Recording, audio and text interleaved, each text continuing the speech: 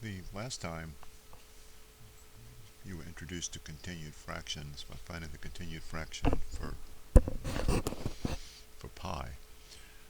This time we're going to look at the continued fraction for another number, the square root of 2, see what that looks like. So we're going to start out the same way we did last time, the square root of 2. We've got it here to a lot of decimal places, so we can break it up into 1 plus the fractional form.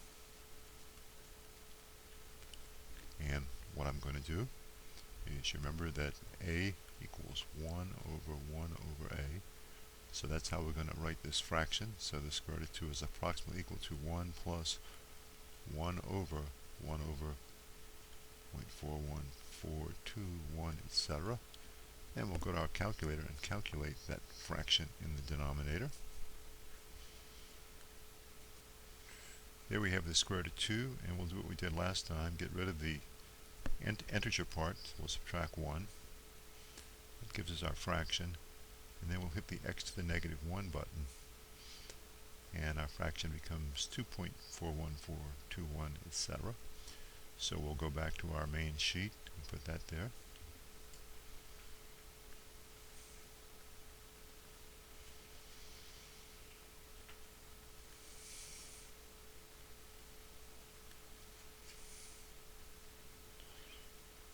Okay, etc.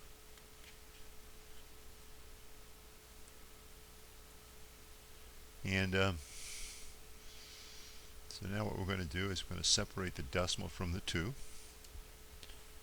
And so our first estimate of the square root of 2, if we were using continued fractions to estimate it, would be the square root of 2 is about 1 plus 1/2, neglecting the 0.4, rounding off that denominator. So we'd estimate the square root of 2 is about 1.5. Now let's go one more step. So we're going to rewrite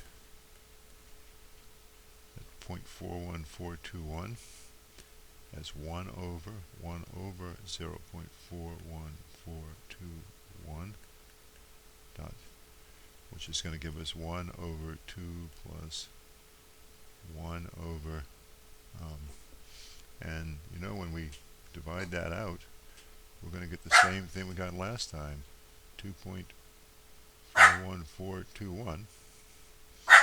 And so we're seeing a pattern here right away. The square root of 2 now can be written as, and let's estimate the square root of 2 now. The square root of 2 equals approximately 1 over 2. We left up our 1 here. 1 plus 1 over 2 plus 1/2. And we'll do that on our calculator. And if I did that right, that gives us 1.4 for our next estimate.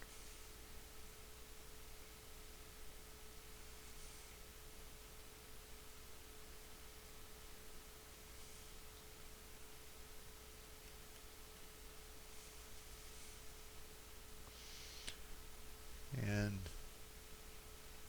our next estimate, what we're going to have to do is take this 0.414 and do the same thing we did before. So we have 1 plus 1 over 2 plus 1 over 2 plus, let's straighten this out here. And here's what we get. We simplify it, we divide this out, we get that. And so our next approximation for the square root of 2 is going to be 1 plus 1 over 2 plus 1 over 2 plus 1 over 2. And if we work that out, you can take my word for it, we get about 1.417. And as we continue to do this, we're going to see that the number that keeps coming up in our continued fraction for the square root of 2 is going to be 2. So remember, when we did pi, we just wrote those numbers down to indicate to someone who was trying to do the continued fraction how they would get it, and we're going to do the same thing for the square root of 2 here. So in simplified form, we're going to simply say the square root of 2 is 1, 2, 2, 2, 2, 2, forever. And so those would be the integers associated with the continued fraction for the square root of 2. So we found a pattern there, which leads us to wonder, what about other numbers? Are we going to find patterns with other numbers? And certainly one of the numbers that comes to mind, since we already looked at pi, perhaps we should look at e. So for our next effort, we're going to look at the continued fraction. But the bad news about doing this is the calculations are rather tedious to get the results, and we'd like to have a quicker and easier way to do it. So we're going to use this as a way to practice or introduce some spreadsheet programming with Excel. We're not going to actually write programming in a programming language like Visual Basic for applications, which is hidden behind Excel. We're just going to use the spreadsheet properties themselves to do this, because it's a fairly easy iteration to do.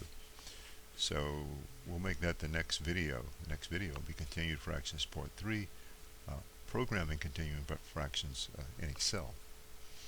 And you may find that interesting.